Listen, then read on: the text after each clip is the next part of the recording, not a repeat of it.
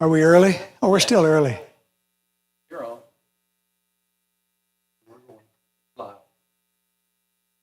Oh, we're 3 minutes early. You want to? Are we live? Okay.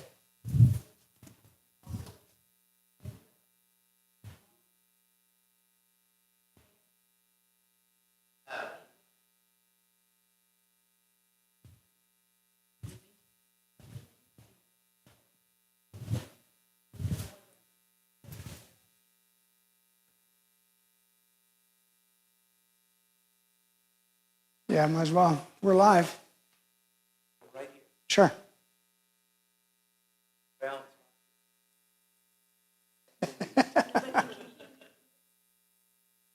Yeah, but I'm just offering. Here.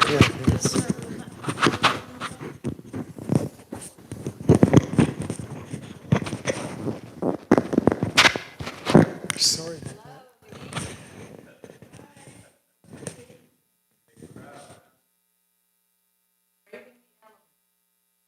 Going out into the wild.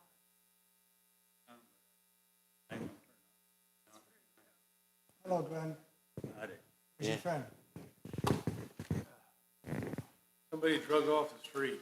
There you go. That's his son. No way. Good to see you. Yeah. Well, welcome all of you here. I've asked Pastor Warren to say a prayer for us. Yes, good evening. Dear Father in heaven, we thank you for the opportunity of learning more about your creative power and the way our minds work. We thank you, Father, for creating within us the ability, a control center for our whole body that, in addition, enables us to reach out to you. As we think about our mental health, brain health tonight, we are grateful, first of all, for what you have done, and then we are grateful for what Gerard has done to prepare this presentation, and we ask that you would bless it in Jesus' name. Amen. Amen. Thank you, Warren.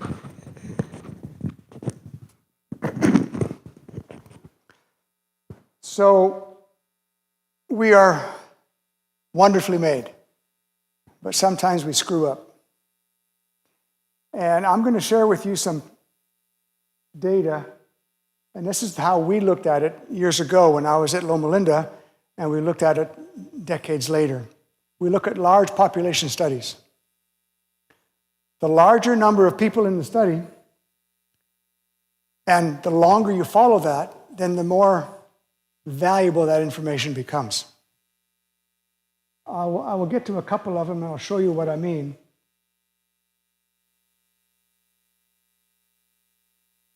Oh, works if I turn it on. Okay. Now we're talking about the brain tonight. We have 100 billion nerve cells we call neurons.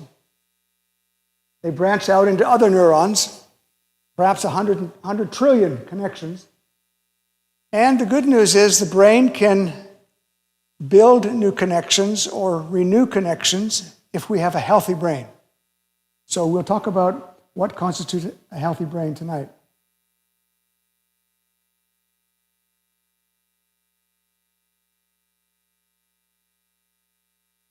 And for example, pain in the toe has 2 connections all the way up to the brain. You'd think it'd have 2, 3, 20, 30, but it's only 2. And different places.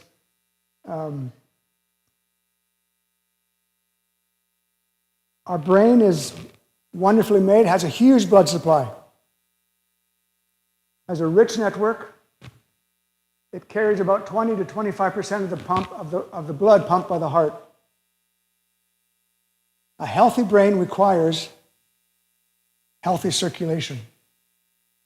Now, why are we even talking about Alzheimer's or dementia? Well, let me just say, the neurologists I've talked with tell me that 70% of all dementia is actually Alzheimer's. It may not have been diagnosed yet. And it used to be that you could never diagnose Alzheimer's until you autopsy the brain and look at some pictures. I'm going to look at the brain like some pictures I'm going to show you in a minute. But they're developing tests now And they have a blood test that is seeking FDA approval. They need a larger body of data to look at it, but they're finding that those tangles of tau, which are found in the Alzheimer's brain, secrete a certain kind of protein that can be measured in the blood. And if that protein can be found in the blood early, would you want to know that? These are really ethical questions that individuals will need to make all by themselves, but there are treatments available, early treatments available for Alzheimer's that you may want to be treated early if you know you're susceptible to it. When we first put together these slides, like I said, we put these together 20 years ago. I updated them 10 years ago, and my former business partner updated them last year. Alzheimer's was number 7 just a decade ago. And we were predicting it was going to trade places with diabetes. And that's exactly what happened.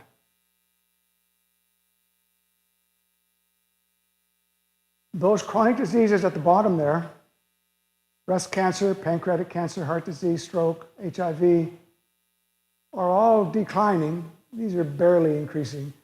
But look at Alzheimer's. 145% increase. And the researchers are telling me it's not just enhanced diagnosis. Something's going on. And we'll get a hint of that in a moment. If we look at various diets around the world, the Mediterranean diet, pretty much what I've followed for close on 15, 20 years. In fact, my wife still is married to me, still loves me. Every time I go away to medical meetings, I would sometimes come back and say, hey, we've got to change our diet. And that's a real true statement. We went low-fat for a while, and that really frustrated her.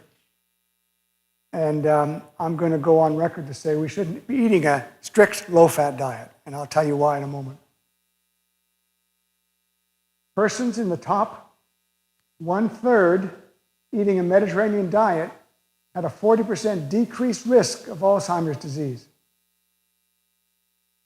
So the more adherence to a Mediterranean diet, and I'll tell you what that is in a moment. Most of you probably know what it is. So a higher adherence to Mediterranean diet reduces risk for Alzheimer's disease.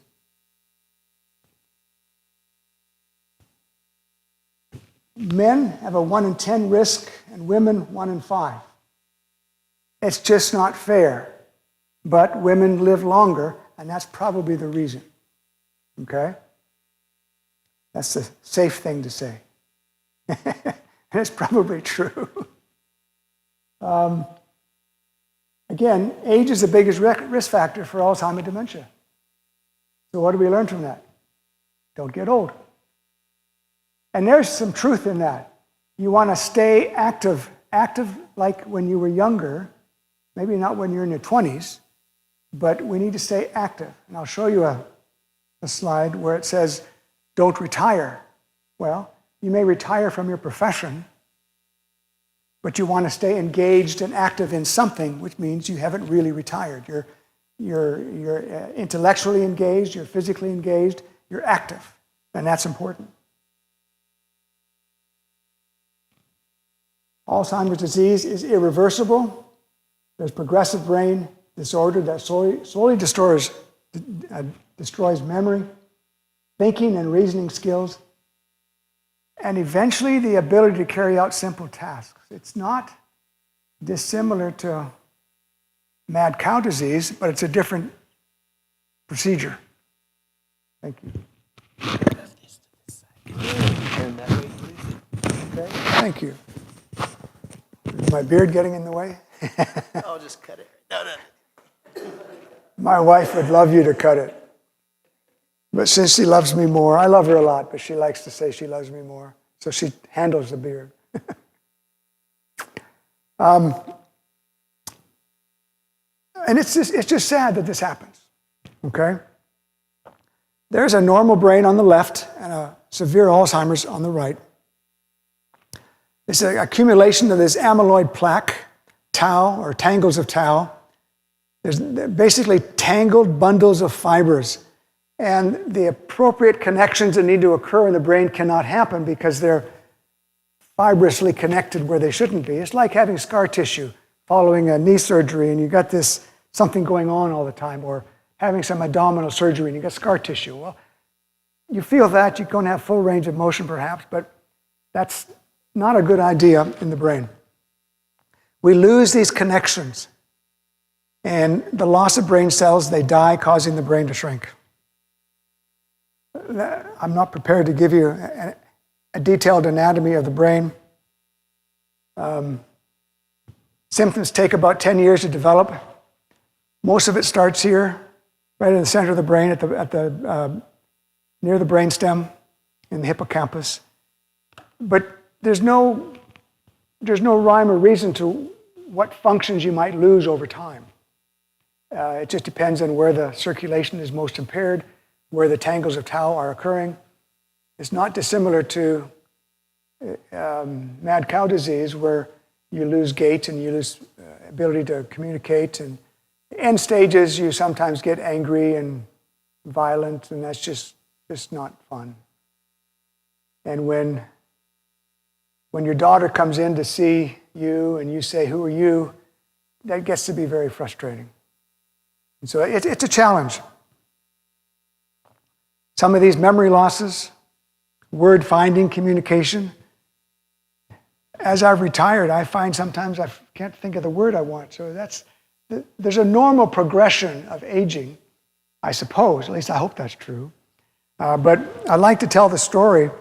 It's okay if you lose your keys. And I feel sorry for women that they don't wear a belt, they put the keys right there. I never lose my keys until I forget to put it on this thing. And I may be busy doing something, my hands are tied up, and I set my keys down. What in the world? Where's my keys? It's okay if you forget your keys, but the problem is if you're holding the keys in your hand and you just don't know what to do with them. That's severe dementia, Alzheimer's. We keep teasing Mrs. Hadley. I shouldn't pick on her, but I'm not. I'm just telling a good story. She's 94, a wonderful lady, my wife's mother. And so she's always losing her glasses. She's got 4 pair of glasses, and there's the problem right there. You know, there's close glasses, a little bit far away glasses, there's reading, there's distance glasses, and there's sunglasses. And so whenever she's looking for her glasses, always look in the freezer, because that's where the Alzheimer's people put them. You put things places where they wouldn't normally go. So we tease her about this. And it's good when you tease, I suppose. You don't tease anybody you don't like, usually. And she tells a story about Mr. Hadley, my wife's father, who came down with severe dementia towards the end, and it's just sad. He didn't recognize her. He kept saying, "You're such a beautiful girl. Who are you again? Why are we here?" And so, one thing we've learned is never argue with anybody with dementia or Alzheimer's. If it's a nice day and it's not, if they say it's a nice day, just say it's a nice day. If the heat is too cold, too warm, okay, just say it is and go adjust the thermostat if you have to. You don't want to get into an argument because there can be mood and personality changes, agitation. It really gets sad when you start having difficulty recognizing family and friends. I've employed professional people whose wives have come down with Alzheimer's. And it's really sad to see them go through that challenge. They were working quite capable, but their home life was challenged. So when we see the doctors now, when you're on Medicare, they're always asking you, do you have problem handling money or paying bills? That's one of the key questions the nurse will ask before you go see the doctor.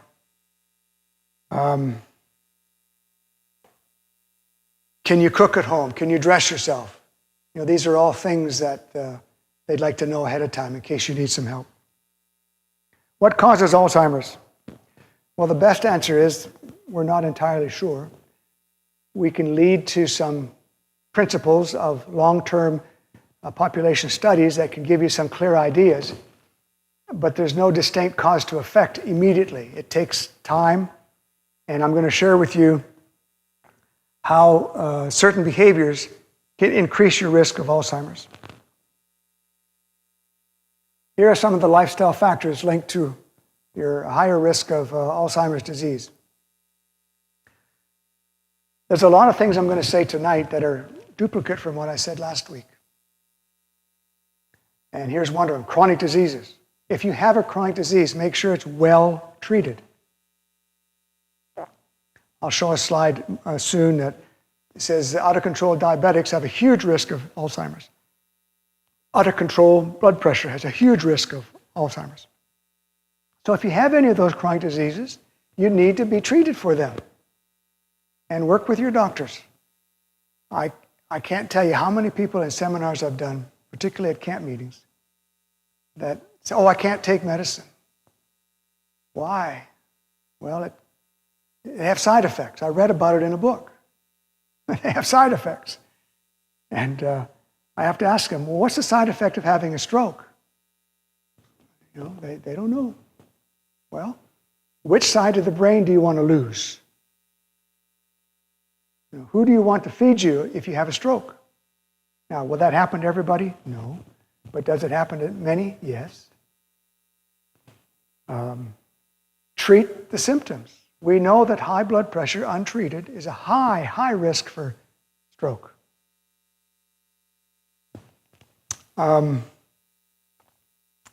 Depression. We're having a seminar in about 3 weeks' time on depression, followed by a week later, anxiety. So if you've got folks that have depressive issues, or you might have depressive issues, you might learn something with Dr. Todd Morton. He's a local psychologist, a member of our church, and he co-teaches a Sabbath school class over there in the choir room.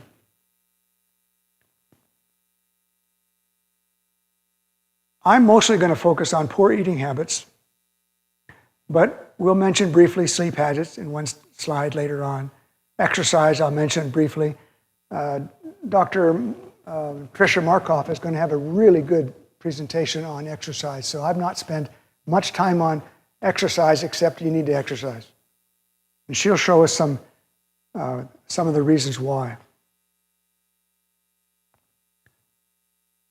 So, to maintain cognitive health, we want to protect ourselves from injury, exercise regularly, eat a healthy plant-based diet, spend time in family with friends, be active. Learning a language, learning a musical instrument, singing is all good for Alzheimer's. Maintain healthy blood pressure, cholesterol, and glucose levels. Maintain a healthy weight, stop smoking. Get help for depression and stress. Avoid a high intake of alcohol, and we'll talk more about that later, and get adequate sleep. Some people just don't sleep well. And it's important to try, but do your best. Traumatic brain injury. Be sure your kids wear a helmet all the time. Oh, look, all your grandkids wear a helmet all the time. Your kids may not listen to you anymore, but your grandkids will. I have a picture of my daughter, and we're teaching her how to roller skate. And we put a helmet on her. We put wrist guards on her. I put elbow pads on her. I put knee pads on her. And I put a pillow around her buttocks. Just for fun. We took a picture of that. I showed it to the audience in her wedding, and they all got a great laugh over it. And I says, we have protected our daughter for many years, and Trent, we expect you to protect her now that you're marrying her. I got a good laugh. What I didn't do is take this credit card and cut it up and say, you can't have the credit card anymore. I should have done that. Anyways, what's one of the most famous people that has a traumatic brain injury that died of Alzheimer's? He lived near Andrews University. Muhammad Ali. Taught us. As the same time they taught us how to skate, they taught us how to fall. I played hockey before helmets were used. You couldn't even buy a helmet to play hockey with. They taught us how to fall. And when you fall, always aggressively touch your chin to your chest so you hit your shoulders and glance the back of your head rather than slamming it back.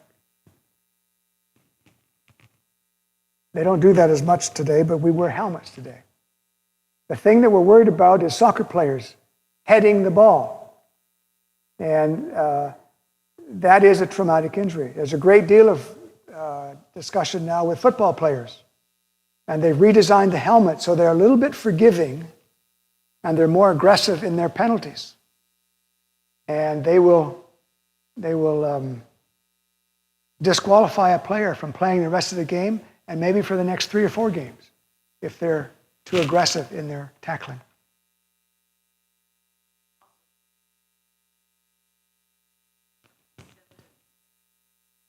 Yes, if any of those individuals they go through the percussion or concussion protocol, and anybody that has a suspected head injury, they always go into the tent and they do the concussion protocol. And if they still can't remember what day it is and who the president is or what month we live in or what year it is, they'll send them to the locker room until they come back to normal. We need to eat a healthy diet, and this isn't dissimilar to what we talked about last week. A brain-healthy diet reduces the risk of heart disease, diabetes, and promotes good blood flow to the brain. Okay? In this particular study, and I'll show this to you, I'll spend a little bit of time on this so you understand, these are the kinds of studies we looked at. A large population study, almost 10,000 people, for 40 years, that's huge. So huge. So if you want to know which studies to pay attention to, follow the health professional study at Harvard. It's been ongoing for, I think, 30 years, and it'll continue to go. It's all the doctors and nurses that have graduated from medical school or nursing school throughout the whole country. They follow them if they choose to be part of the study. Some of you are old enough, you may be members of the Adventist Health Study 1. I'm part of Adventist Health Study 2. Adventist Health Study is still started in the 60s and still going on if anybody wants to research the data. But the students today are focusing on Adventist Health Study 2. So when you get a reminder every 2 years to let them know how you're doing and what diseases you have and what you died from, let them know. Or let your spouse know how to take care of that. High cholesterol. Normal cholesterol. Okay, you look at the results here, 57% increase in risk of developing Alzheimer's disease if your cholesterol is 240 or above, 23% if it's 200 or above. What should it be? Less than 180 is ideal. In fact, your good cholesterol should be higher than your bad cholesterol.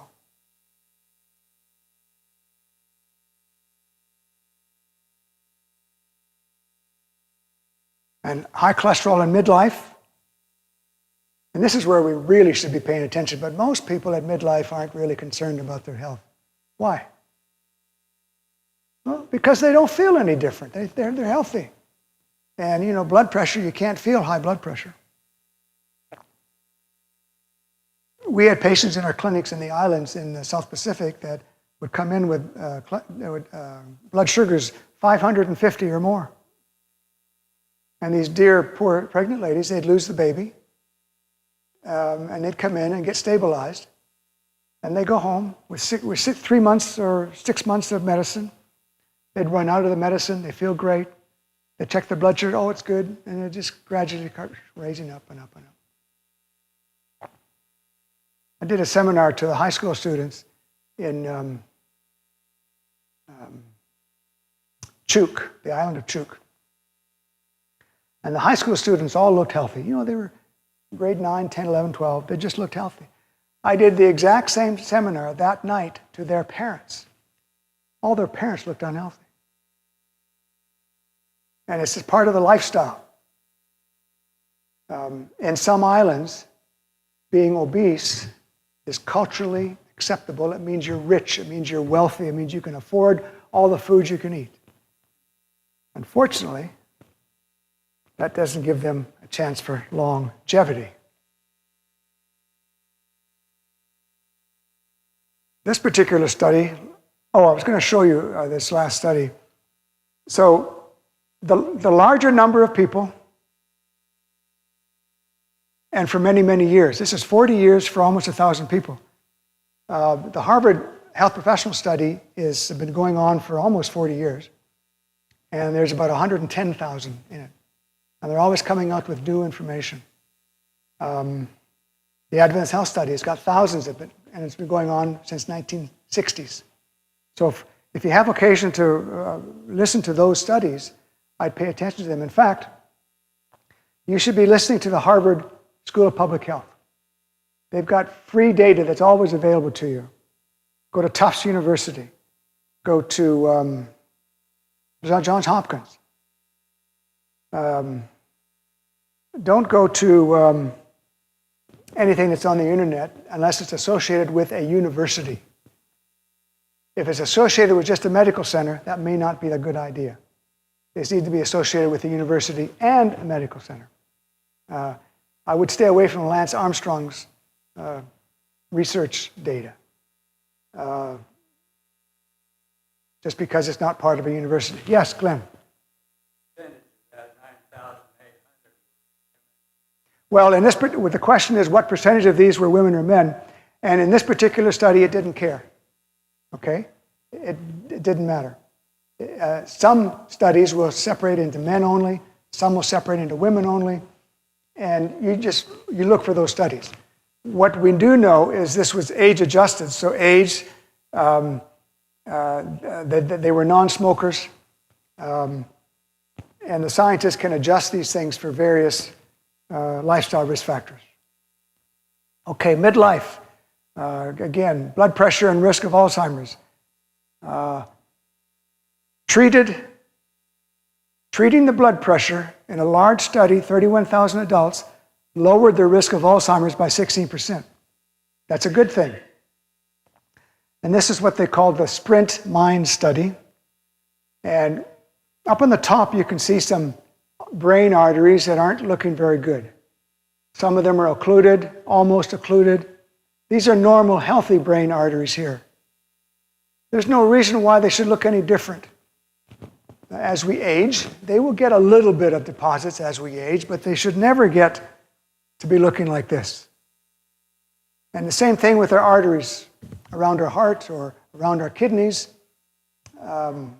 They should be nice and clean like this. Here's 75,000 women, 44,000 men. They followed a healthy eating pattern.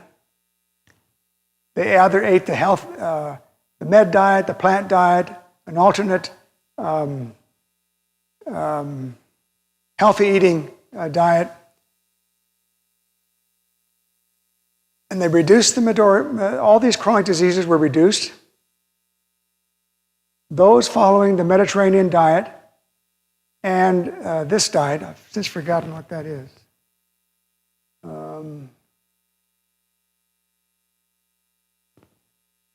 I can't find it fast enough.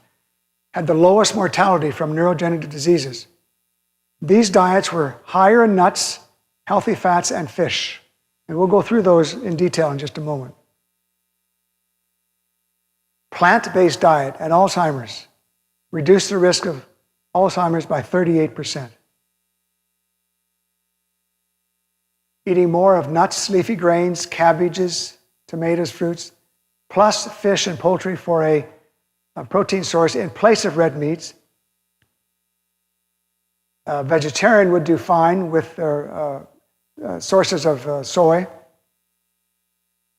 versus a diet high in meats, high in fat, high in dairy, high in organ meats and butter. Thank you. Thank you.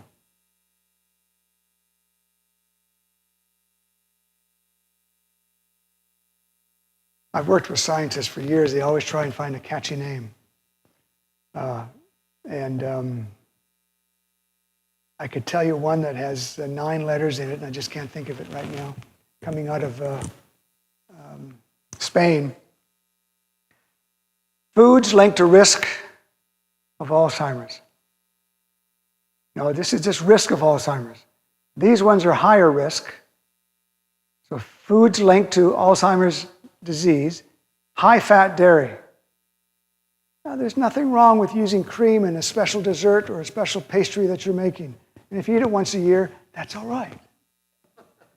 But if that's what you consume 2 and 3 times a day or 2 or 3 times a week, that is going to get you in trouble. Oops. My patients were sometimes nervous about coming to see me because I was vegetarian. They knew that, and I always had to assure them, I'm not going to make you a vegetarian. But I am going to talk to you. I am going to talk to you about how much beef, pork, and lamb you should eat. Okay? And basically, I gave them a nutritional recommendation to eat 8 or 10 servings of fruits and vegetables every day, 4 or 5 servings of whole grains every day, 5 or 6 servings of fruit every day, and then eat all the meat you want after that. And eating a piece of meat about the size of the back of your hand, if it's a small hand, that's perfectly acceptable. Likely for the rest of your life. But when I ate meat, I had porridge or bacon and eggs for breakfast, living in Canada. Of course, Canadian meat is much healthier than U.S. meat. I'm just joking. But it actually is. We ate meat on our farm that we raised ourselves. Cows only ate grain. And when we made hot dogs and hamburger, we used sirloin steak and beef and rump roast. We didn't use the stuff that fell on the ground in the slaughterhouse to make hot dogs and sausages. So eating a little bit of meat isn't a problem, but when we ate meat, you get 18 or 20 ounces of steak and ate all the meat, half the potatoes, and I ate 3 peas. Because we were focused on what tasted really, really, really good. And that high fat content in the meat tasted good. My children keep reminding me of this. Why didn't you let us eat shrimp? Because it tastes really, really good. Well, we had conversations about that. They've tried it, but since some of them are allergic, and they said, Dad, I don't want to be allergic to shrimp. I really like it. Too bad. Foods linked to lower risk of Alzheimer's disease. This is similar to what we talked about last week. We're boosting your immune system. Nuts, healthy fats, tomatoes, cruciferous vegetables. These are the cabbages, cauliflower, Brussels sprouts. Dark and green leafy vegetables. Fruits, fish, and poultry versus less red meat. Now, a Mediterranean diet is probably what we should be eating, basically. And you can be a vegetarian on a Mediterranean diet. I would urge you to be a balanced vegetarian. Many vegetarians are not. Again, I remind you, we eat 10 or 12 foods over and over again. We get in trouble. So fruits and vegetables, whole grains, nuts and seeds, legumes, that's a good source of protein. Olive oil, I do not recommend eliminating olive oil from your diet. If you're going to eat fish, a couple times a week is okay, as long as it's ocean fish, ocean fish, cold water fish. And the Adventist Health Study 2 is presenting that information. Those individuals who are basically, how do I say it? They're basically vegetarian. They eat fish a couple times a week. They're essentially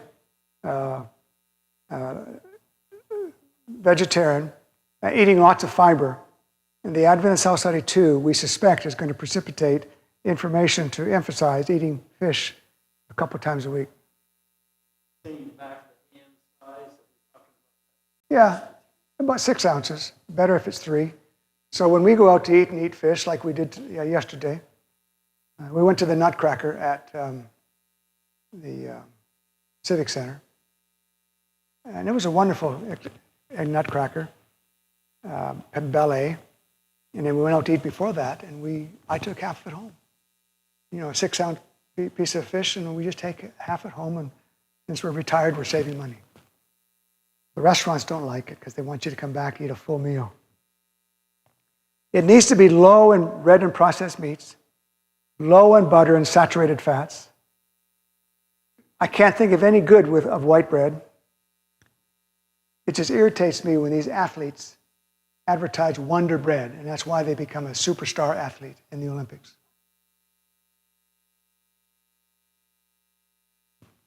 So the mind score in Alzheimer's. I have a handout for you. I might as well give it out to you now so you can follow it.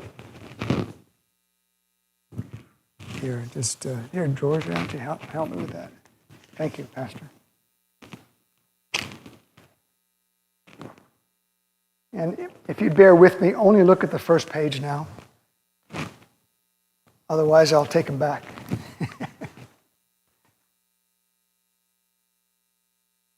The first page lists all 15 things that we should be doing to get your mind diet score. 9 or more is the goal. 11 or more is better. 12 or 13 or more is even better. And so you can see a 0 score there on the left column. Thank you, George. Half score, half point in the middle column, and a full point on the right column. It's basically looking at this information here. Those that followed a score of 9 to 15 had a 53% decreased risk of Alzheimer's disease. Okay? And a slow decline of cognitive function equivalent to being 7.5 years younger.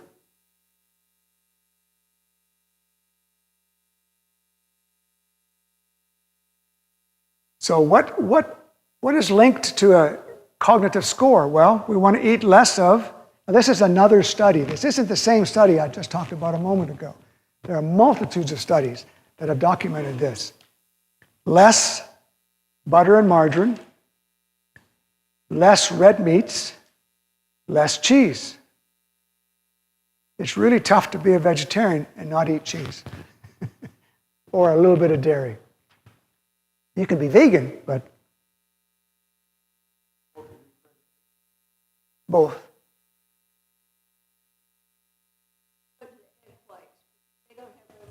Well, the question is what kind of poultry? Am I talking about poultry or chicken or eggs? We're talking both. And are egg whites better than the whole egg? Yes, if you want to get less cholesterol in your diet. But egg whites are still chicken protein. I got no problem with a little bit of chicken protein. All of my kids were raised vegetarian. They all eat chicken today and turkey for their source of protein. Not much, but they do. And I don't have a problem with that. I'm not going to make it an issue. I did make it an issue when they lived with us. I had no choice. But they found it's extremely difficult to eat that vegetarian lifestyle as they've joined the common non-Adventist market workplace. Okay? So I've not made it an issue. Yes? Yeah. The question is Smart Balance margarine better than non-Smart Balance margarine? And yes, it is. There are some studies that suggest butter is actually better, but just eat less of it. And the Smart Balance, and there's a couple of others that have a positive effect because of the good, healthy fats they use in it. I'll be talking about that momentarily. So stay away from these fast fried foods. And again, if you're eating some French fries, once or twice a year, no big deal. But if you're eating it every day, that is a big deal. Pastries and sweets. We haven't purchased those in a long time, but my wife makes some delicious pastries and some delicious sweets, and I eat them with gusto because they're healthy. And she uses good ingredients. Dates be one of my favorite cookies is an oatmeal date cookie. In fact, I had 2 this evening before I came here. They're handmade by my wife and her mother, and they treat me really well. Limit alcohol to no more than 1 drink of wine in a day. Now, I'm not here to recommend you to start drinking 1 glass of wine every day. Did you hear that? I'm not recommending that. But a lot of my seminars were for alcohol people who drank alcohol, so I had to get them to cut down on the alcohol. Okay? And this is only 1 point.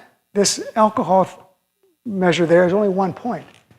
So if you're getting 9 out of 14 correct, then that's good. Okay?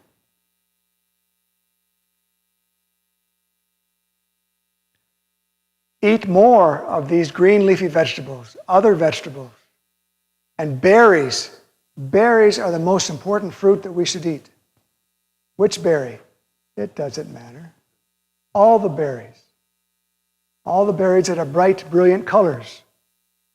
And all berries have bright, brilliant colors. They're either red or blue, basically. And we should be eating berries. In America today, we can do that all year round.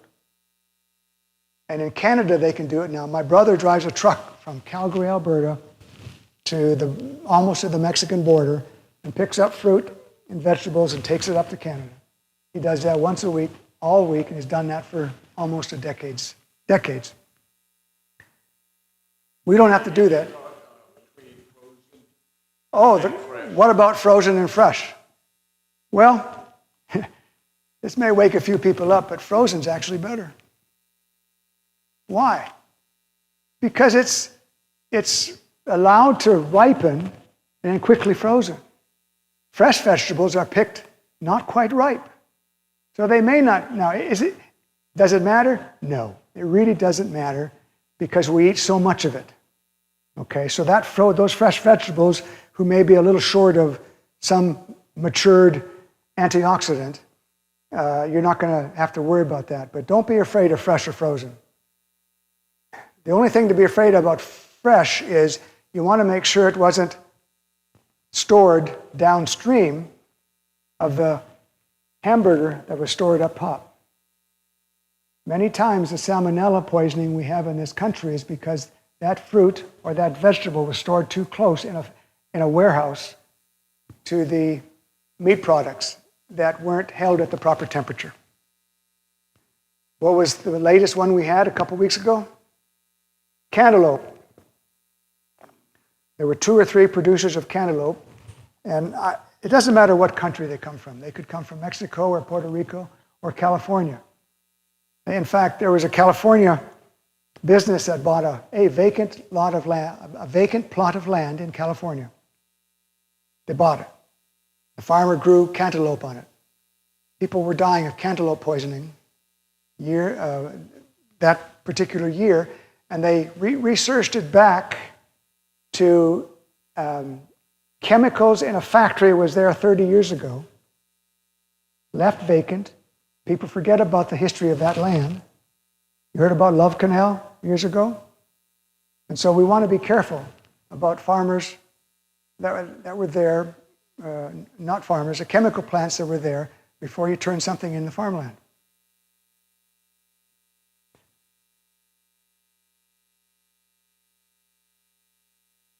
Look at this, nuts 5 times a week. How many of us eat nuts 5 times a week? I do almost. I go back and forth. I often eat nuts as a dessert.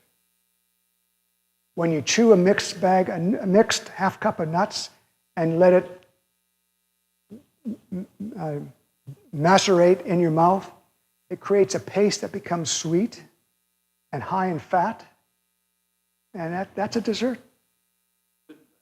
Yeah, it's good fat. And if you're not...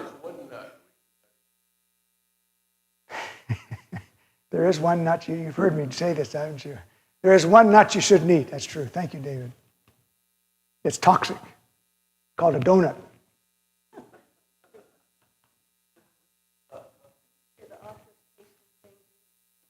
Oh, I don't know. Krispy Kreme has got some really delicious donuts when I used to eat them, but I can't anymore.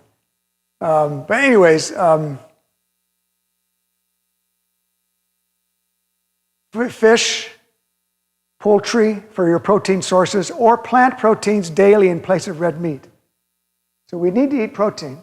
And I'm glad to see the restaurants that I frequent now are saying, when you're asking for a salad or you go to Chipotle's, what protein source would you like? I'm really glad to hear them asking that question. And I usually get, avocados, got some protein in it, lots of good fat. But they've come out with the Mexican restaurants do not serve tofu, and I just can't figure out why. They don't have tofu in Mexico, I guess. And it's an Asian thing, and we eat a lot of tofu, but there's a, can't think of it. Anybody eat at Chipotle what their plant source of protein is? I can't think of what it is. Tempeh, thank you. Some of them will have tempeh, and it's a spicy tofu. And eat it, a little bit of spice won't hurt you.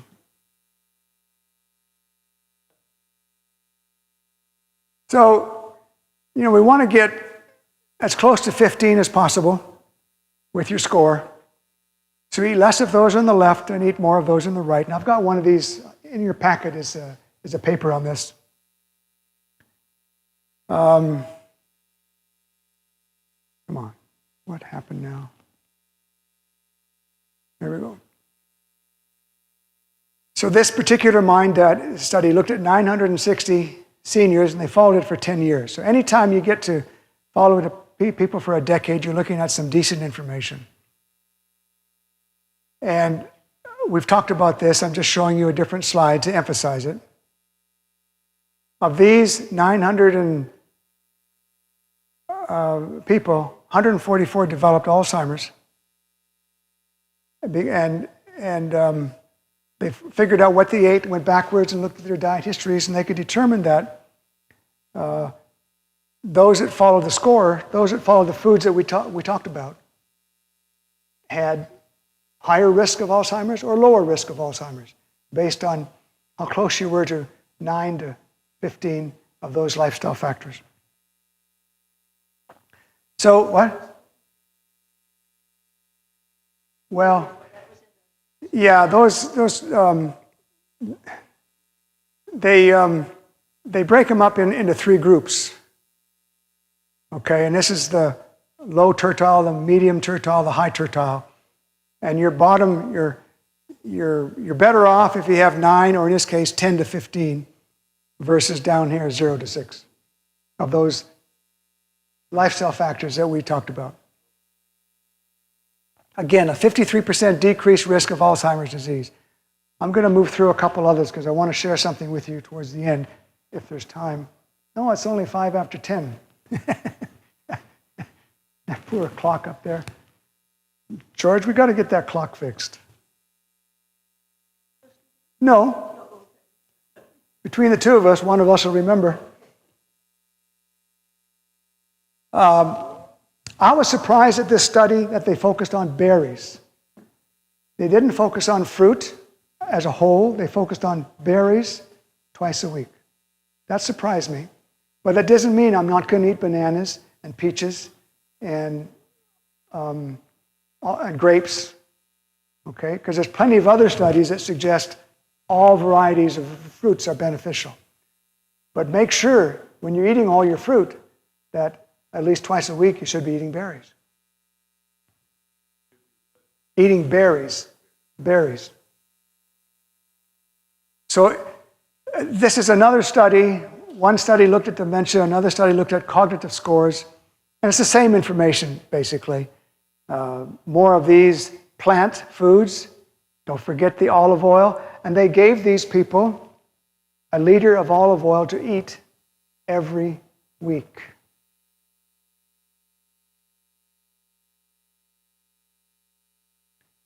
Don't be afraid of olive oil. A quart, basically. It's an American quart.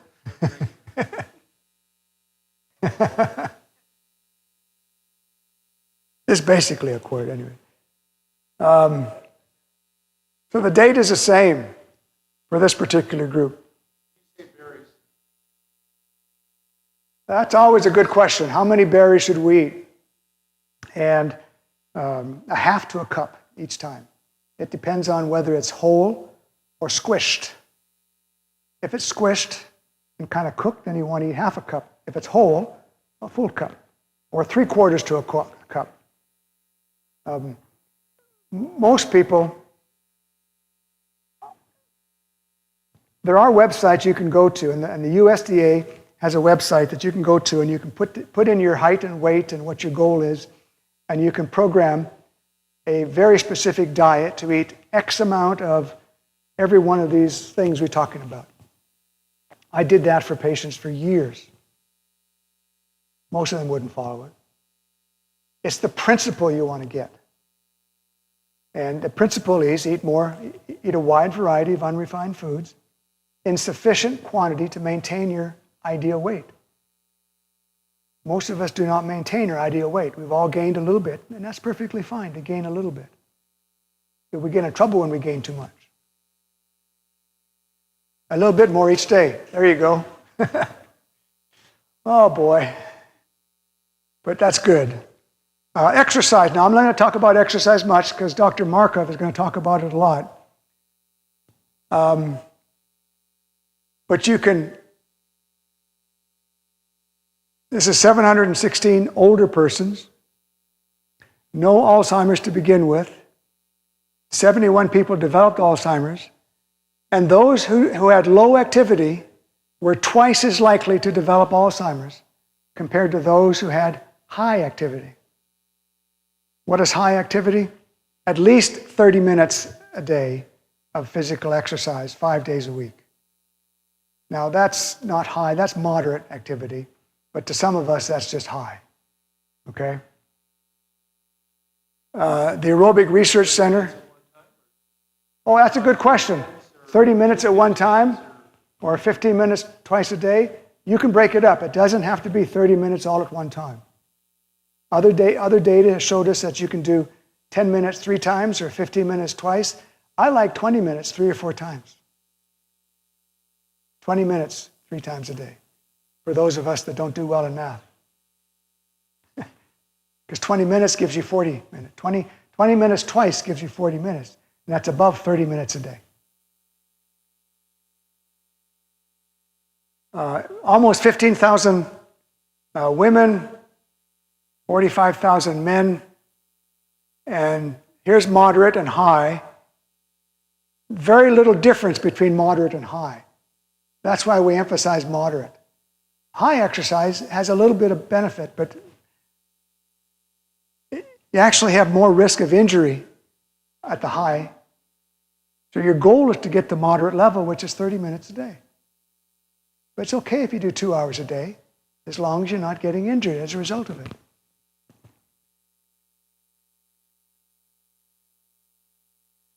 Aerobic exercise improves memory. I had a friend of mine who ran a treadmill testing business, and he would bring the treadmill into doctors' offices and do treadmill exams on their patients. And he found that those patients who had dementia or mild Alzheimer's, if you put them on a treadmill, the family can talk to them about issues that are going on because it opens up their circulation in the brain. Now, if they just did that all the time, they might diminish the effects of dementia, but you can't replace it. You can slow it down, but you can't reverse it yet. They're working on that. This isn't exercise, but I need to talk about sitting. too much we sit. So the least amount of sitting, a baseline of 1, and the most sitting increases our risk of diabetes tremendously. And the blood vessels essentially go to sleep after 60 to 90 minutes of inactivity. This is one reason why we recommend all diabetics go for a 15, 20-minute walk after every meal. It helps stabilize the blood sugar. It helps wake up the muscles in the skeletal system so you're not resistant to, you're not insulin resistant. We want the insulin to work that we have, and that's the problem with type 2 diabetes. We have insulin, but it's not working properly.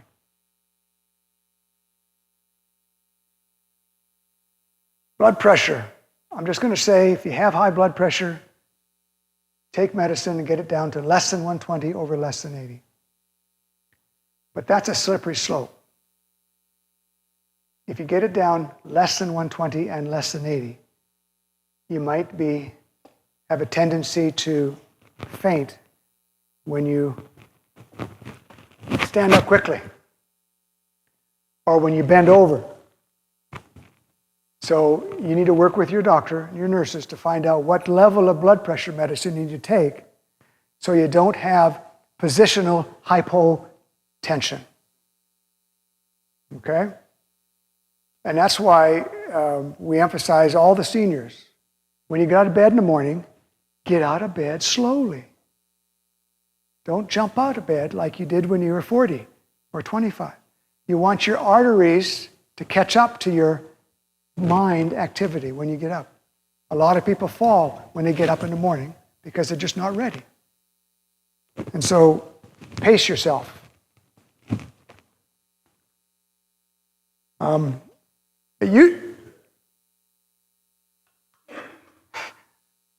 The question was, should we get 2 hours sleep instead of getting out of bed? And that's a personal thing. I'm not going to comment on it. But look at this. We call this pre-hypertension.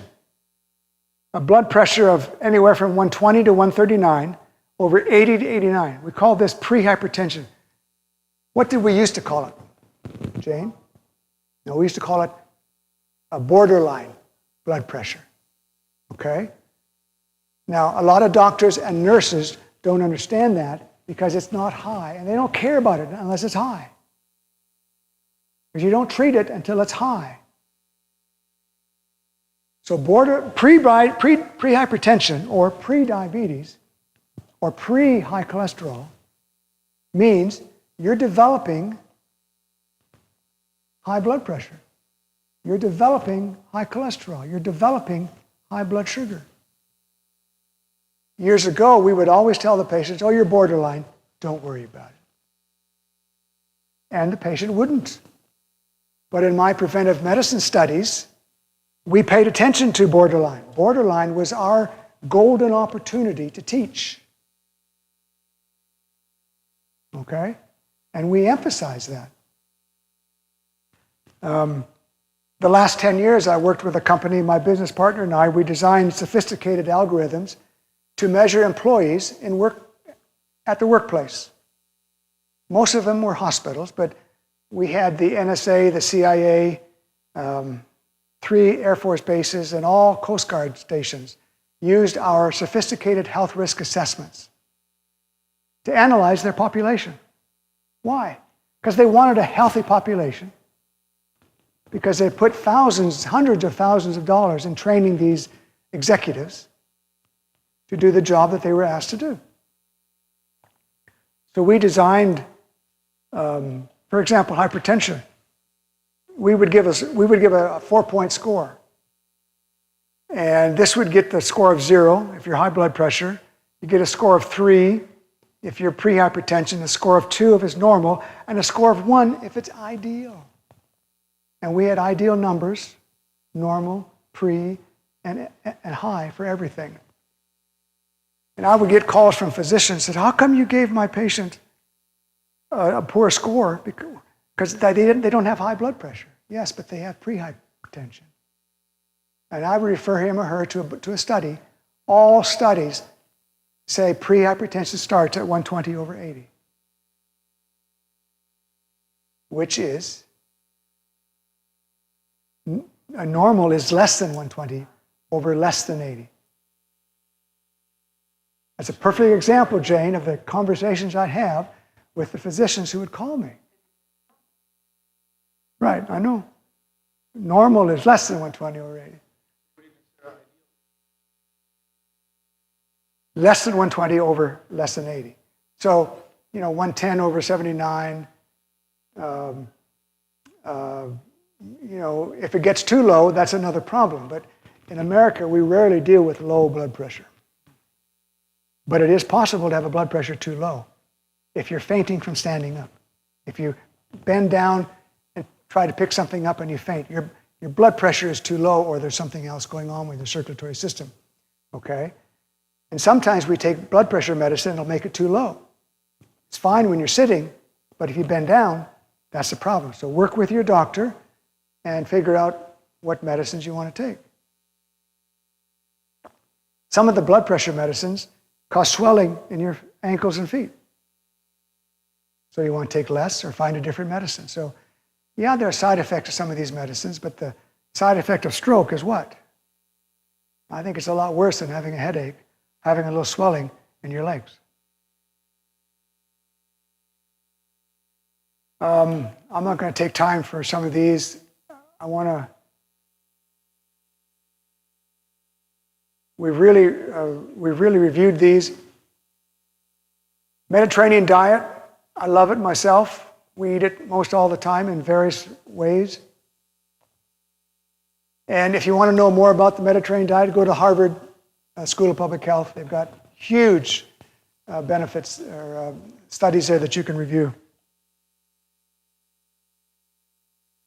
Again, high in these sorts of things here and low in these things here. Fat and brain health. These are saturated fats versus unsaturated fats. Okay, a 21-year study in Finland. And those on unsaturated fats have a lower risk of dementia than those on low intake of these fats. So there's lots of studies out there that suggest good fats are healthy for us. These are the things we want to stay away from. My sons and daughters have found turkey hot dogs now. So I just can't argue with them about that. That's fine. The top sources of saturated fat in the U.S. are cheeses, pizzas, grain-based desserts, dairy, chicken dishes, sausage, Frank's bacon, burgers, Mexican dishes, pretty much all the fast foods. Why are the fast foods so popular? There's 4 reasons. Number 1 is they're fast. Number 2 is they taste good. Why do they taste good? They taste good because of 3 things. They have fat, they have spices, which is salt, and what's the third one? Well, I guess the 3 of them is fast. They're fast, high in fat, high in spices. And so, and the most important spice we need to be aware of is salt. Some people are really susceptible to salt raising blood pressure. Not everybody, but some people are specifically sensitive and they need to watch that. Yes? Where does age come in? I mean, not right on. Well, the question is, where does age come in? And the age comes in is that we shouldn't age. We should not age. Aging is bad. But as we get older, we need to pay more attention to some things that are affecting us. As we get older, 60% of the U.S. population will have high blood pressure. Half of those will not be treated. Okay? But I mean, like with dementia, many are going to die before their Well, I'm going to repeat what you're saying so we can get it on the tape. With dementia, many will die before they reach 85. But those that reach 85 will have a higher risk of dementia than those that didn't. So that means before you get to 85, we need to be paying attention to these foods to eat more of and foods to eat less of. Does that make sense? Why does reduced fat help bottom items?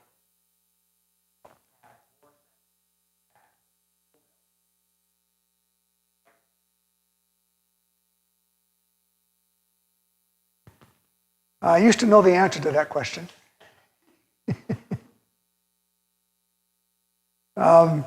Potatoes are particularly harmful for diabetics. So is watermelon. Yep. Watermelon is liquid, basically, with a little bit of fiber. And so it's okay to have one slice of watermelon. But when I eat watermelon, I have 4 or 5. But I'm not diabetic, so I can do that. Okay? Now, yes, potatoes helped the Irish in the potato famine decades ago. But we know white potatoes are not good for diabetics. So don't let that whole potato be half your meal, that whole baked potato. And better yet, we treated our diabetics with maybe a quarter of that whole potato or half. Share it with your spouse. Now, I'm not doing a diabetic seminar, but there's a whole host of foods diabetes should eat and diabetics should not eat. And, if pastor ever invites me to come back again, maybe I'll do a diabetic seminar. Don't ask. That's all right. Those difference in numbers.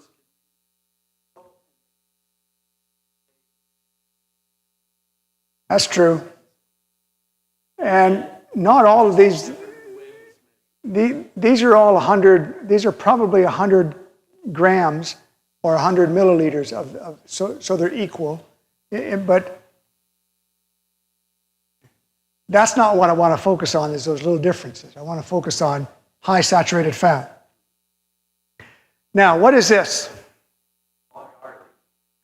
This is an artery, and some people jump up and say, oh, that's a normal artery. Well, it is, as long as you've got moderate atherosclerosis. A normal artery should be clean, like a piece of lasagna that you turn into a circle.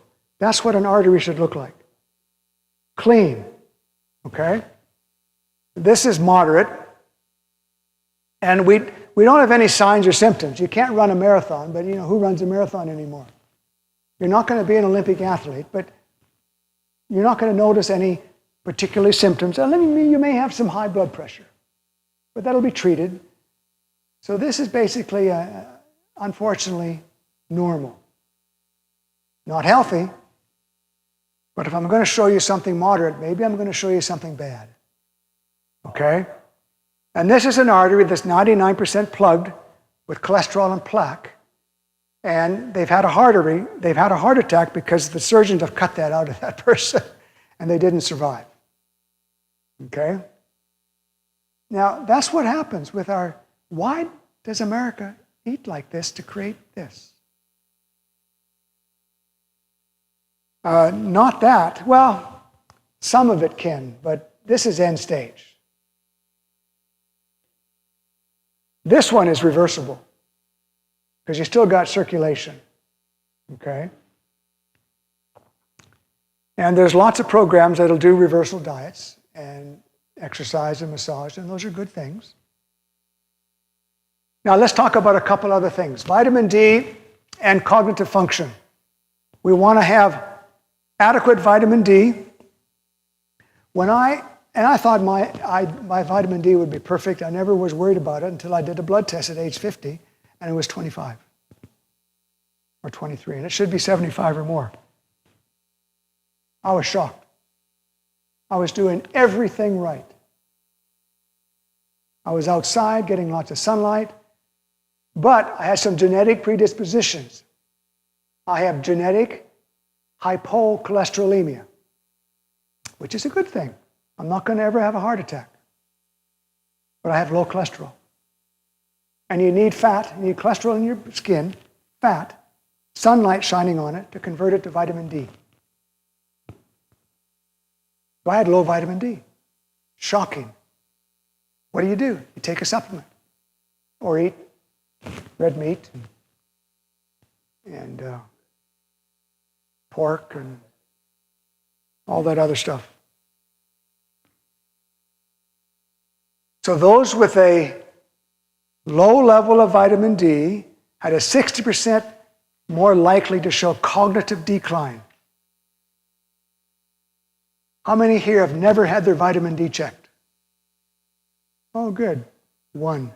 Well, you're the young one. 2. I highly recommend you check your vitamin D. And if it's in the low range, just take 2,000 units of vitamin D every day or every other day. Or D3 is better, but the difference is insignificant. Yeah, the difference, what kind of D2 or D3, the difference is insignificant, really. Just take whatever you can commercially get available.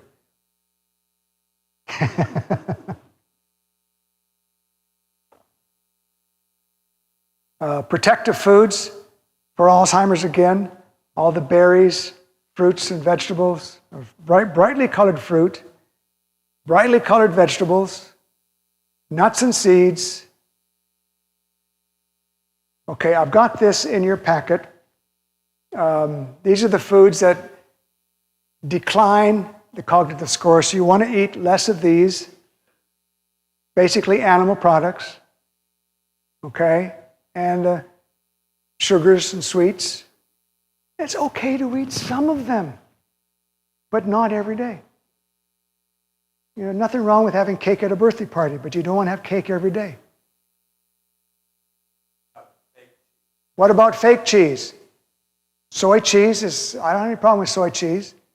We ate it for 10 years. I turned out, maybe that caused my hair to go white. I don't know.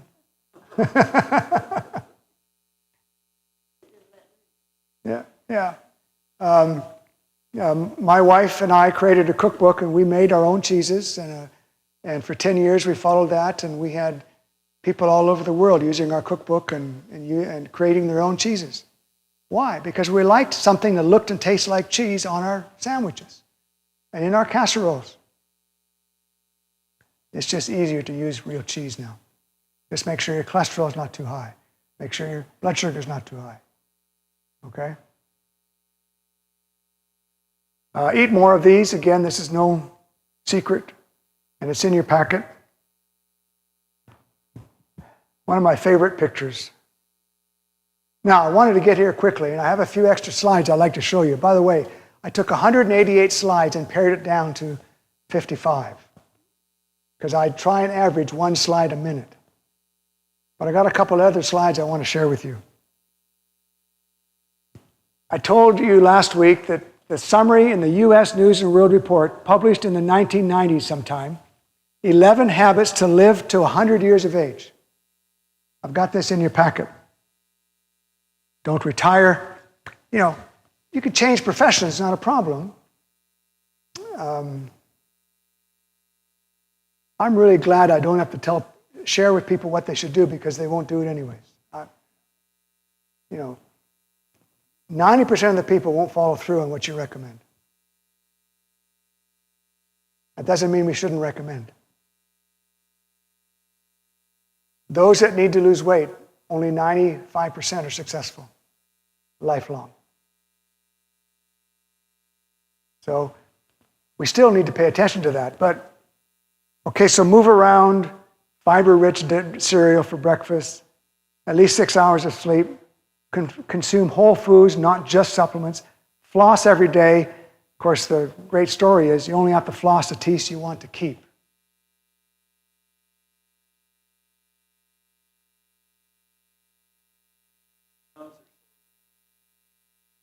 Oh, that's a good thing. What about gums?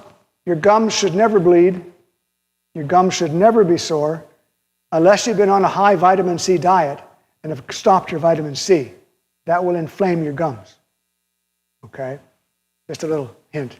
But you need to see your dentist if your gums are bleeding. And if you floss very seldom, you should be flossing. And using a water pick and using a toothbrush and whatever else. Now that I've got time to brush my teeth and floss, I do floss and brush my teeth. When I was working, I'd finish my meal, oh, got to go to work. Oh. Then go to work. And that's not good. Now that I'm retired, I have time to take care of my teeth. Yes, Glenn.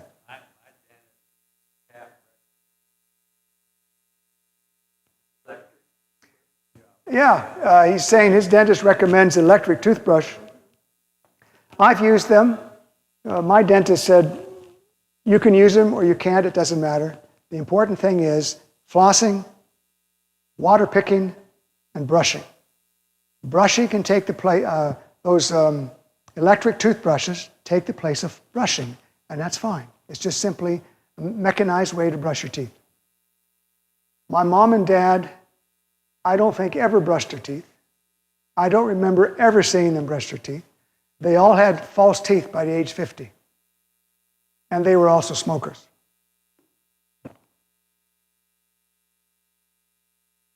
I had a lot of secondhand smoke. In fact, I'd always roll the window down when I was driving in my mom and dad's car in the wintertime. They said, Gerard, roll the window up. I said, no, not unless you stop smoking. I was always a non-smoking agitator.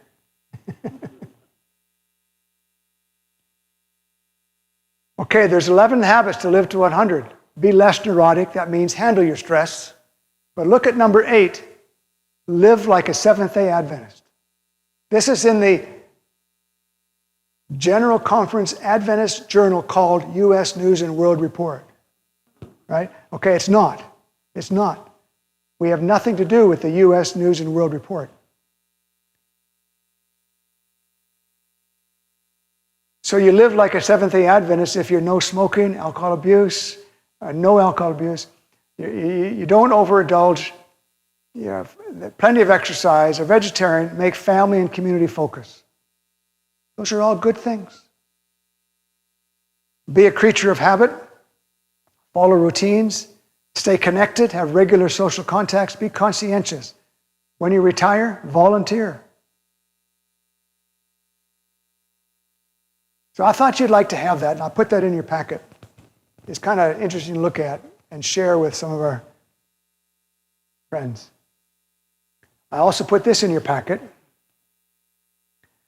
Vitamin B12 helps with brain function. Those that had low vitamin B12 had impaired thinking. That's cognitive function, is thinking. Who's at high risk to have low B12? Vegetarians. Why? Because you're not eating blood. Where do we get blood? Red meat, pink sausages, pink hamburgers, pink hot dogs, Liver. Oh, I hate liver. I ate it as a child. Oh, I hated it, but I had to eat it. Anyways, you need to measure your B12. When you see your doctor, tell him you've been a vegetarian for a week, or not, whatever, and you want your B12 checked. They will automatically check it as soon as you tell them you're a vegetarian. If you're not a vegetarian, just say you're a vegetarian sometimes.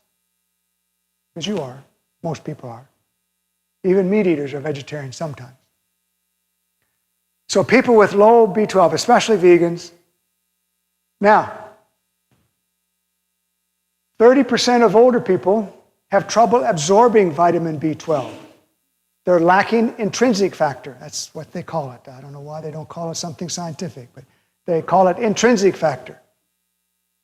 And so many people need a B12 injection, even meat eaters, when they get older.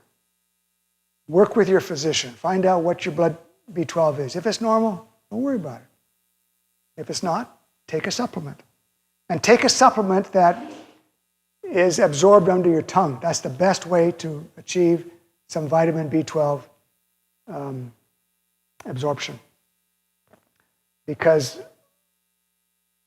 normal people only absorb about 85 or 90% through the stomach.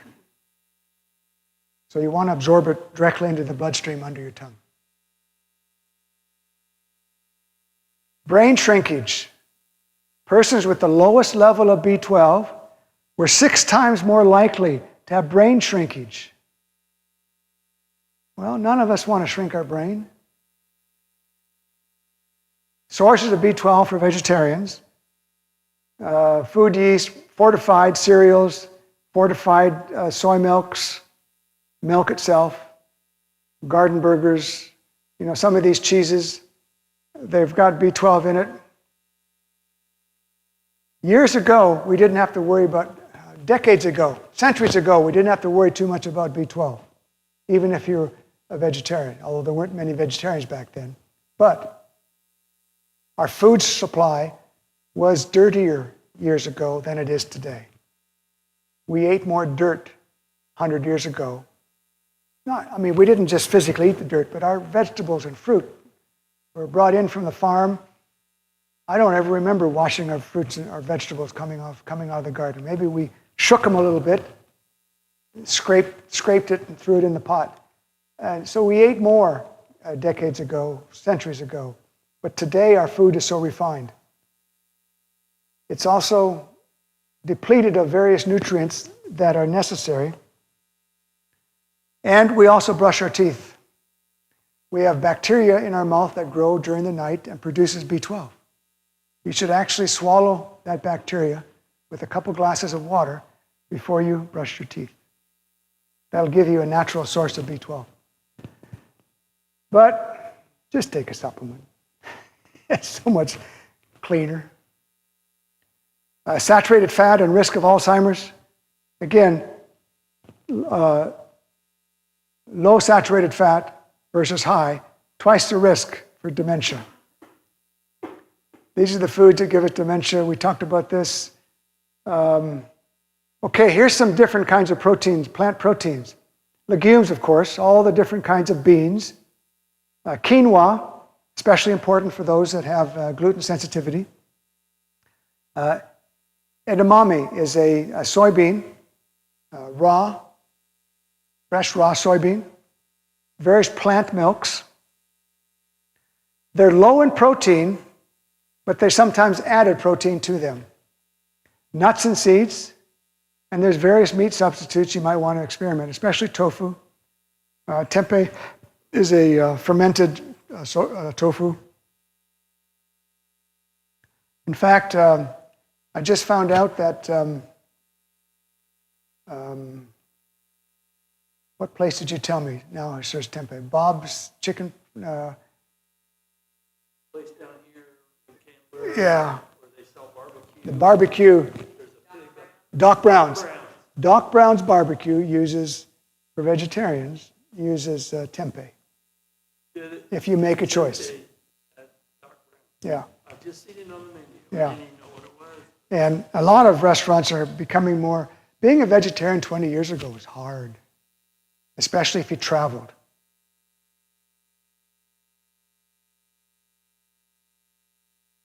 Brain protector foods, all those. Eat more foods high in antioxidants. I wanted to show you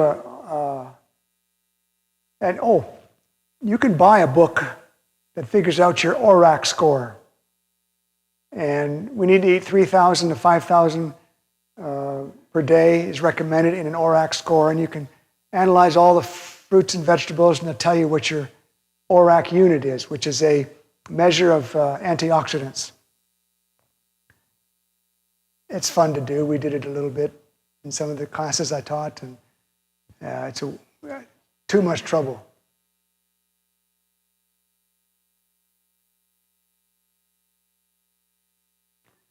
Yeah, I have to go look at it and see.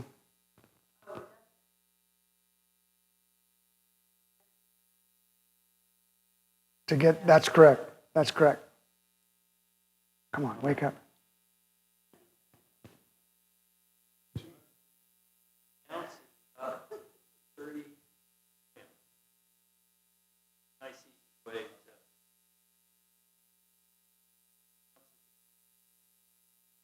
So nuts and seeds, there's all different kinds. I eat all of them, not all the time, at least once or twice a week. Walnuts protect the brain.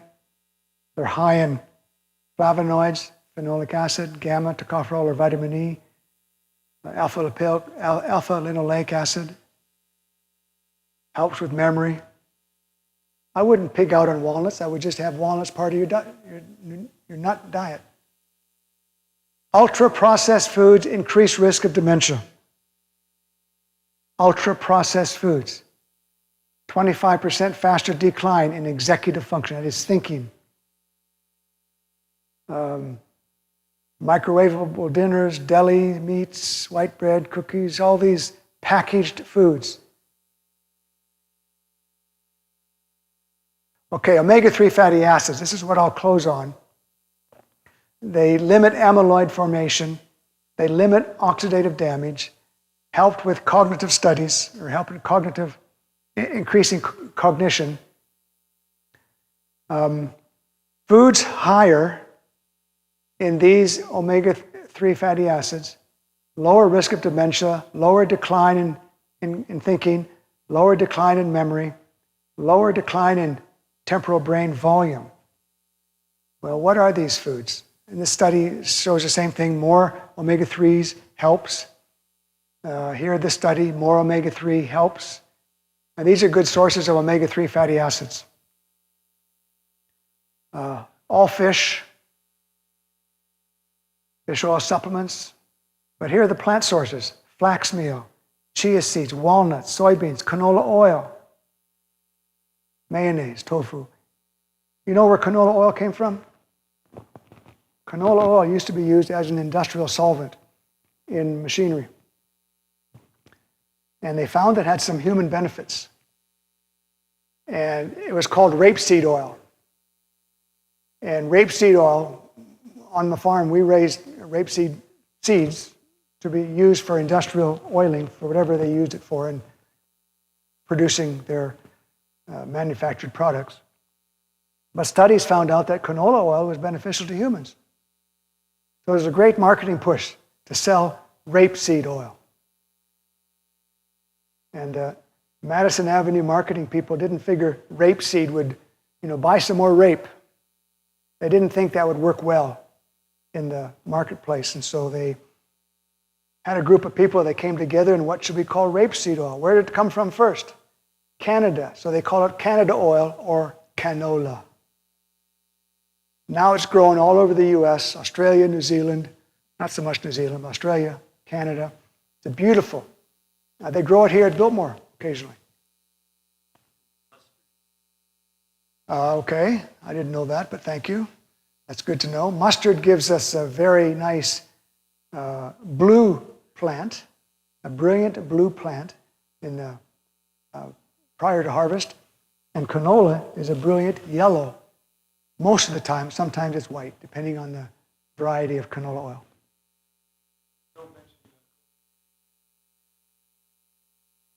Well, they're not good sources of omega-3 fatty acids, but they're sources of vegetable fatty acids. I always get the question about coconut, and my typical answer has been, coconut oil is fine. It's a saturated fat, basically, but we just don't eat enough of it in this country to worry about it. When I taught this class in the islands, they nailed me to the wall because I didn't talk about coconut oil and coconut flakes and coconut itself. And so I don't worry about coconut because we just don't eat enough of it in America to be concerned about it. But when you want a nice, smooth, saturated fat milk, coconut milk is great to use in a baking product that you're making.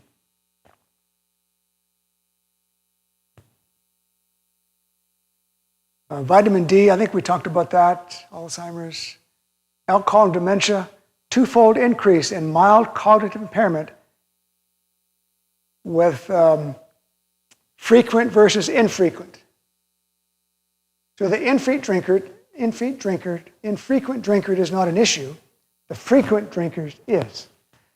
Now, that's the true statement in Canada and the US today. Although Canada just last year released some data that shows significant increases in all chronic diseases without any alcohol consumption.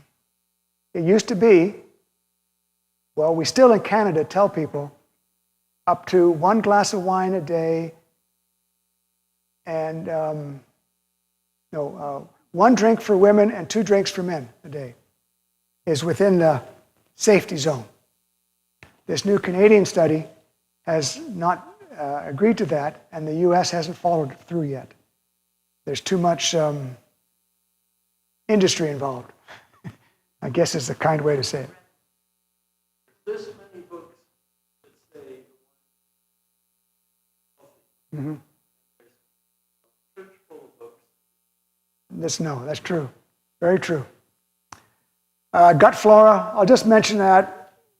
If you want to read more about it, I'm not going to emphasize it, but we want to have a good gut biome in our gut, and the things we talked about already contribute to that. Unless you take antibiotics excessively, then you need to pay attention to re-energize your gut flora. That's the only thing I want to mention about it. Work with your dietitian to figure out how to re-energize your gut flora if you've been on long-term antibiotics. And that's really all I'm going to talk about today. Yes?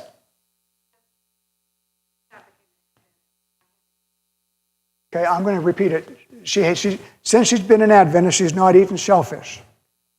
Because Leviticus 11.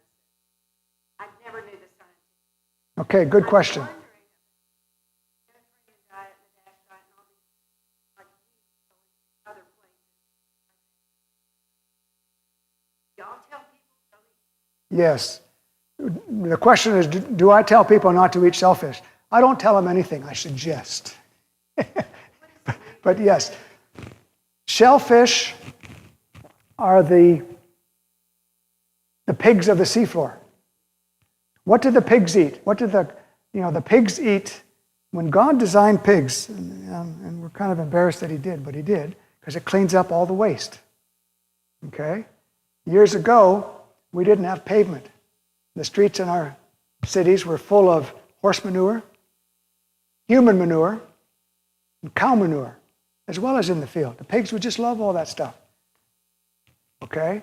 The shellfish are bottom dwellers, and they clean up all the solids that drop down. Same thing occurs in your septic tank. We have a septic tank if we live in the county. Most of us do. And we push everything through our toilets into the septic tank, and the solids drop to the bottom. But we don't have shellfish to eat that, but we pump it out every few years. Okay, and it's the liquid on top that floats out into the distribution system under our lawns, under our gardens. Keeps it green, yeah. And so they're high in, most of them are high in cholesterol, and they're high in all the high in the saturated fats. Now, I've had occasion to eat shellfish, I've had occasion to eat lobster, and it's absolutely delicious. And that's why. Because they're high in all those good-tasting, unhealthy fats. Good question. Okay, so the preventive actions there, we've really talked about them all. Any specific questions, additional questions? Yes, Jane. Okay, just a public service announcement.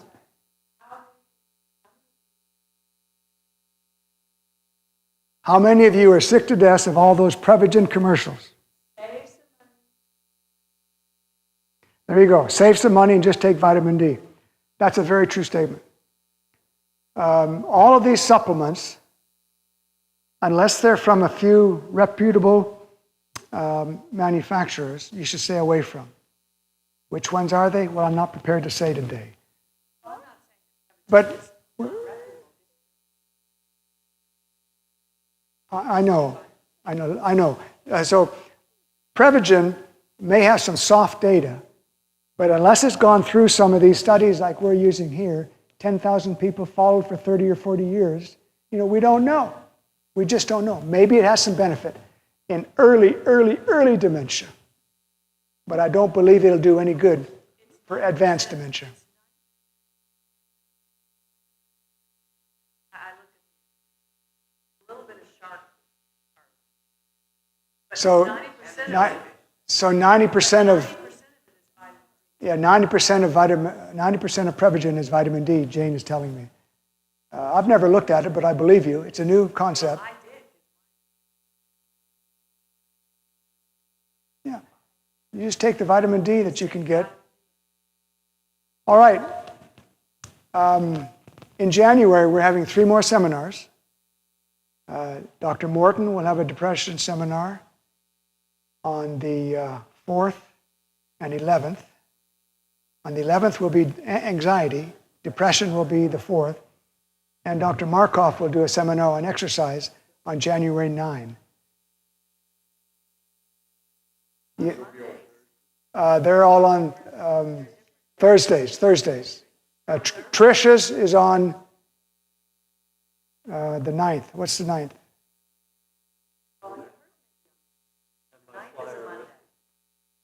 I think it's a Tuesday, isn't it? The 9th is a Tuesday because she works at Western Carolina University on Monday and Wednesday.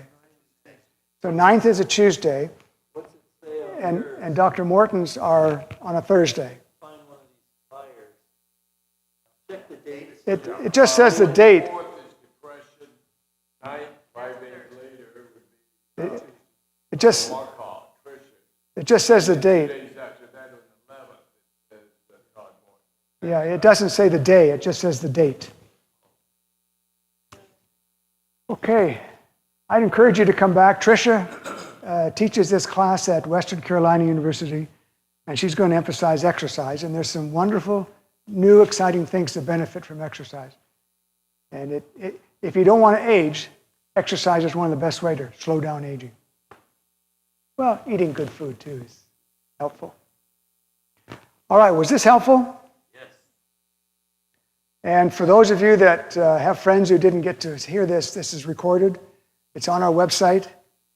And thank you, Glenn, for doing that for us. And I've had people come up actually this week and say, thank you, I couldn't come to your seminar, but I did listen to it online. And so I'm tickled that anybody would listen to me anymore, so that's great. I Thank- just thought some of you might be interested. Our friend Tim Engel, 89-year-old. Yeah, but he was the singer who was Sometimes- 89. Sometime talk to him. Good idea. Why he still goes to the gym to lift weights. Well, let me tell you about my 94-year-old mother-in-law. She's still active, still walks around, although she holds me or her daughter when she walks. Her mind is sharp. She's not so good at hearing anymore. She's not so good at peripheral vision anymore. Her balance is a little fuzzy, but she's 94 and very, very sharp. And, you know, they were vegetarians most of their life, but not all their life. So we know that good health, actually my family followed all the wrong health principles and lived to be into their 90s. So I'm hoping, since I follow most of all good principles, I might live into my hundreds. And that's my goal. I'm actually 27 years short of 100.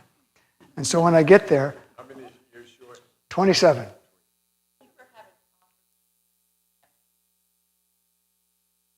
Study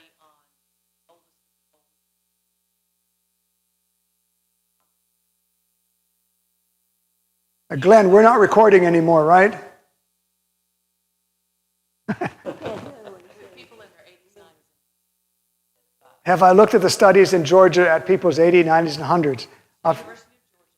University of Georgia study.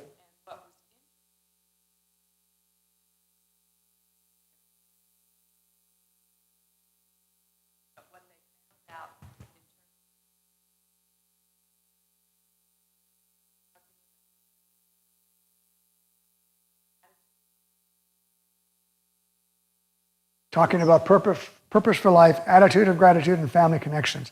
Those are all the same things that are identified in the Blue Zone studies. Are you familiar with the Blue Zones? I was tangentially involved in the Blue Zones. When I was in Guam, I was able to think on my feet quickly, and the local CNN station would call up, and none of the other doctors wanted to answer questions about short, quick answers on what about this, what about high cholesterol, how low should our cholesterol be. They didn't want to go on record. I didn't care. So I went on record, and she got used to calling me, and she became a producer in America with CNN. I was on CNN International many times for little 1 minute, 2 minute little tidbits of things. I didn't know that, but I had people in Canada call me up and say, hey, do you know you're on TV? No, I didn't know. Didn't matter. Anyways, she came back to the U.S., was a producer for some health emphasis in America, and she called me up and said, we're doing some studies on people who live 100 years of age. Do you know anybody that lives 100 years of age? And I said, sure. There's a whole population group at Loma Linda University. And do you know somebody who's been a vegetarian and lived 100 years of age? And I said, yes, I'll put you in touch with Richard Hammond and Mrs. Hammond. They were good friends of mine. Richard was contacted by this CNN producer, and she said, you've been a vegetarian for your whole life. And he said, well, I tried a hamburger once at McDonald's. So I guess I can't say I've been a vegetarian my whole life. He was that sort of precise individual. But they used him initially and other residents of Loma Linda to begin the study of blue zones in Loma Linda. And then they went to Sardinia in Italy. They went to Okinawa, I think, in Japan. I'm not sure which one. Someplace else in Spain.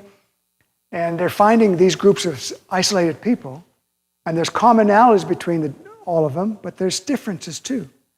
One of the most common one is connections with the community. And faith-based. It doesn't have to be Adventist, doesn't have to, just faith-based, active, engaged, socializing. And eating more of traditionally better foods and less of the harmful foods, but not totally vegetarian, not vegan, and balance in all things. Mm-hmm. Yeah. She's saying a positive attitude and a purpose for life floats to the top as one of the most important things. We all agree with that, and they showed that in the Blue Zone studies. Okay, Glenn, we really are finished now. Okay? Thank you very much. Thank you all for being here. And don't forget about the next 3 coming up. Have all a Merry Christmas. We had a